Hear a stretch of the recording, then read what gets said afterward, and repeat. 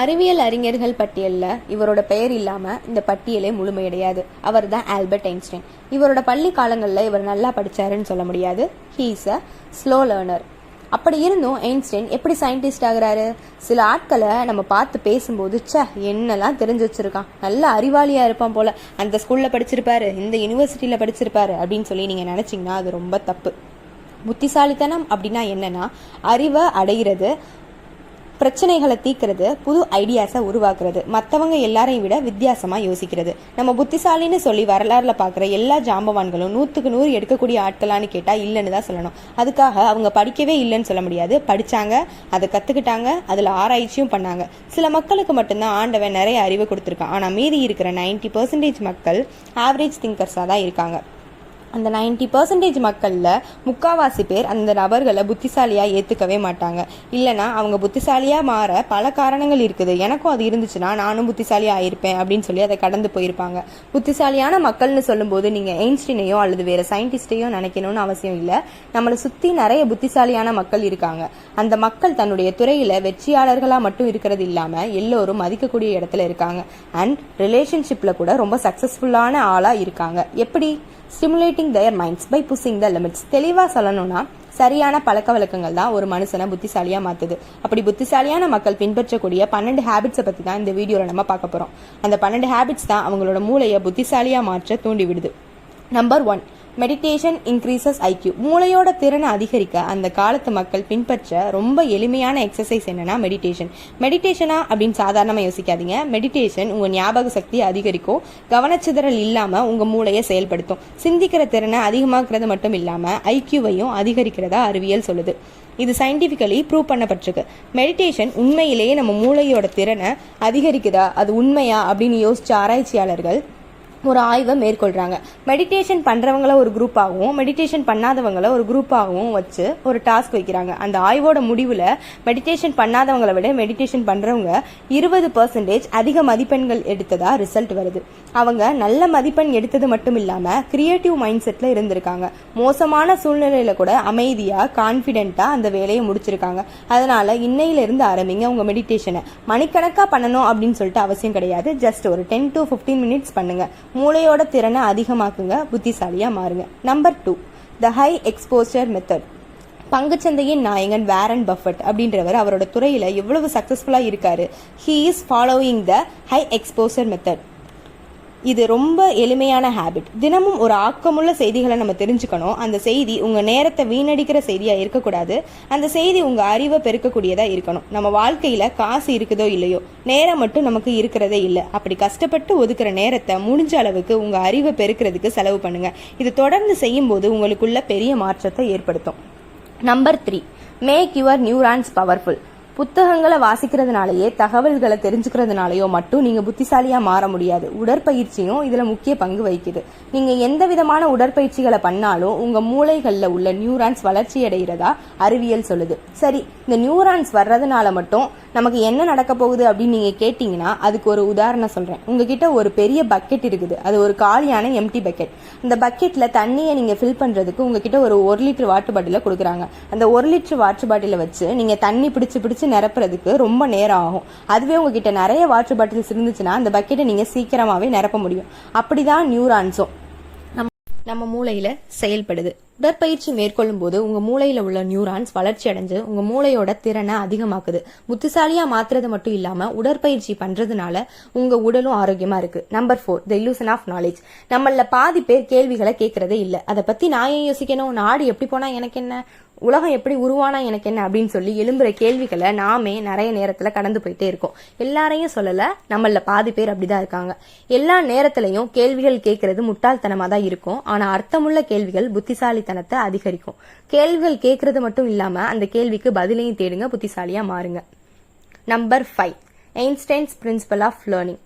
Albert Einstein ஒன்று சொல்லியிருக்காரு, தனக்கு தெரிஞ்ச தகவல்களை எளிமையா சொல்ல தெரியலனா நீ அதை சரியா புரிஞ்சுக்கலன்னு தான் அர்த்தம் அப்படின்னு சொல்லியிருக்காரு. நீங்க தினமும் தெரிஞ்சுக்கிற எந்த விஷயமா இருந்தாலும் சரி, எந்த தகவல்களா இருந்தாலும் சரி, அதை யார்கிட்டையாவது எக்ஸ்பிளைன் பண்ண முயற்சி பண்ணணும். அது உங்க நண்பர்களா கூட இருக்கலாம். அதுலயும் முடிஞ்ச அளவுக்கு அதை எளிமையா சொல்ல ட்ரை பண்ணணும். கத்துக்கிட்டு இருக்கிற விஷயத்துல நம்ம எவ்வளவு தெளிவா இருக்கிறோம் அப்படின்றது நம்ம எளிமையா மத்தவங்களுக்கு புரிய வைக்க முடியும். அதனால கற்றதை கற்றுக்கொடு. Number 6, intelligence is contagious.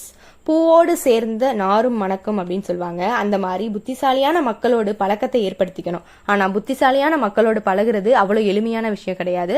அப்படி பழகுனாலும் அவங்க கிட்ட பேசுறது அவ்வளவு சுலபமான விஷயம் கிடையாது. ஆனா நீங்க செய்யக்கூடிய செயல்ல சரியா செஞ்சு வந்தீங்கன்னா உங்க பழக்க வழக்கங்கள் மாறி புத்திசாலியான மக்கள் தானே உங்ககிட்ட நண்பர்கள் ஆவாங்க.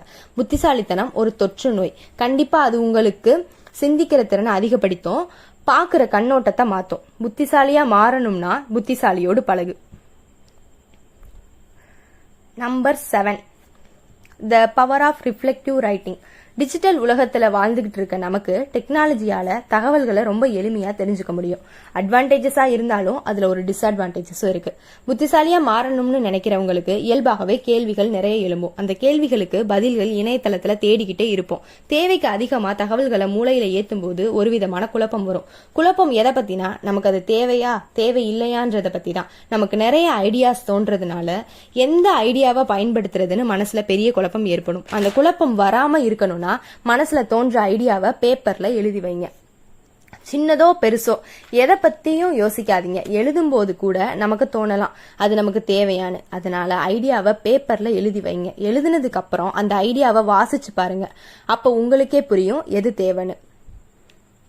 Number 8, reinvent your distractions. உன் கவனச்சிதறலை புறமாக்கு. இந்த வேகமாக ஓடிக்கிட்டு இருக்க இந்த உலகத்துல கவனச்சிதறலுக்கு பஞ்சமே கிடையாது. எல்லா இடத்துலயுமே கவனச்சிதறல் இருக்கு.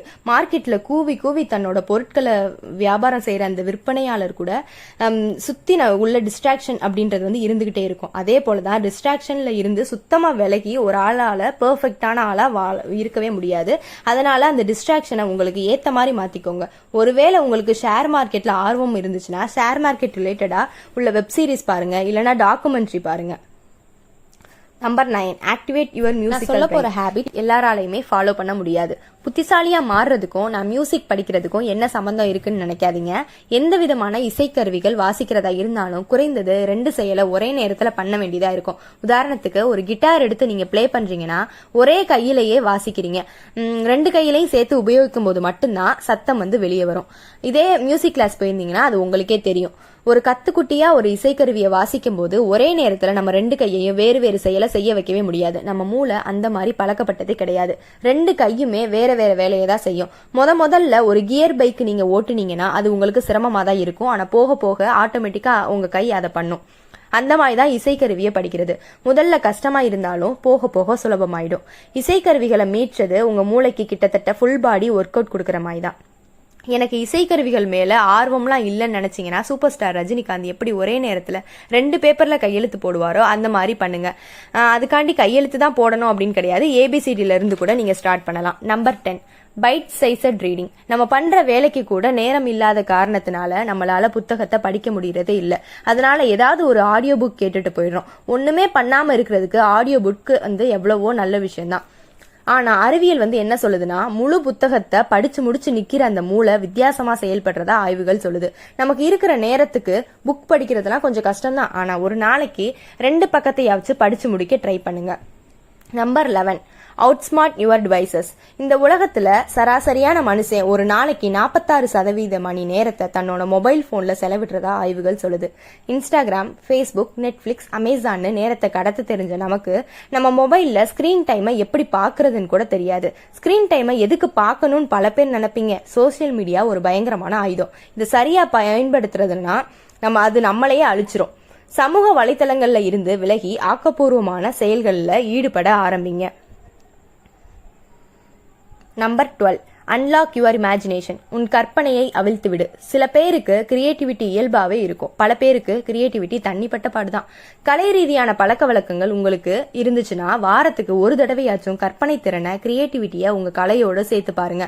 உதாரணத்துக்கு ஒரு கருப்பு நிற மேகக்கூட்டத்துக்கு நடுவுல ஒரு வெள்ளை நிற சிங்கம் ரெக்கையை விரிச்சு பறந்துட்டு இருக்க மாதிரி நீங்க கற்பனை பண்ணீங்கன்னா அதை வரைஞ்சும் பாருங்க.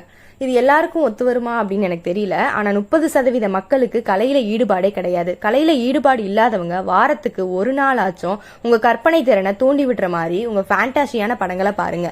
இது கற்பனை திறனை அதிகரிக்கும். இந்த கற்பனை திறன் எல்லாரையும் யோசிக்க விடுற மாதிரி உங்களை யோசிக்க வைக்காது. எப்பவுமே நீங்க அவுட் ஆஃப் த பாக்ஸ் தான். கன்க்ளூஷன், நியூ இயர் ரெசல்யூஷன் எடுக்காதவங்க அடுத்த வருஷத்துக்காக வெயிட் பண்ணாதீங்க.